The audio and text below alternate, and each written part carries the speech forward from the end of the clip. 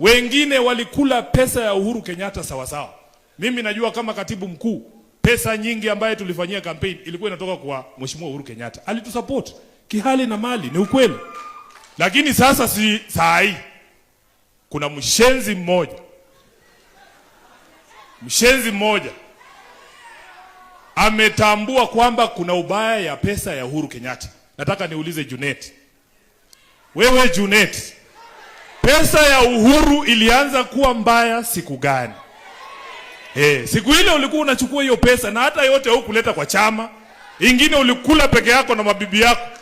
Siku ile tutaanza audit ya uchaguzi wa mwaka 2022. Ni vizuri umeanzisha hiyo debate, kila mtu aseme ile kazi alifanya 2022. Wewe ulikuwa unakula pesa ya Uhuru, badala ulipe agents, ukaacha hawa kina Wamunyoro wakatupiga 10-0. Saa hii tunalia huko nje. Kama sio wewe Junet, tungekuwa kwa serikali. So mimi huwezi nitisha bwana. Hawezi kunitisha. Wanasema Nairobi, ukipata sponsor mpya usianze kutukana ule alikutoa kwa bedsitter.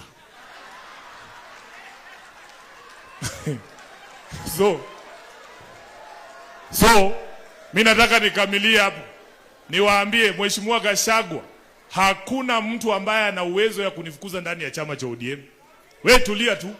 Sisi Waluya tunasema mkienda kuwinda mnyama ambaye amekuwa akikula kondoo, anakula kuku yako, amuendi wote kwa laini moja namna hii.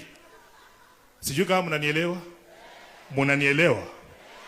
Wewe ingilia hii pande, akifikiria ni wewe, anasikia amepigwa mshale ya kifua. Anasikia mwingine amemshika shingo, mwingine amemshika mguu, kidogo kidogo fisi wapi? Chini. Kwa hivyo mimi nataka mkae ngangari. Sisi ndani ya ODM tunaamini kile kitu baba alituambia.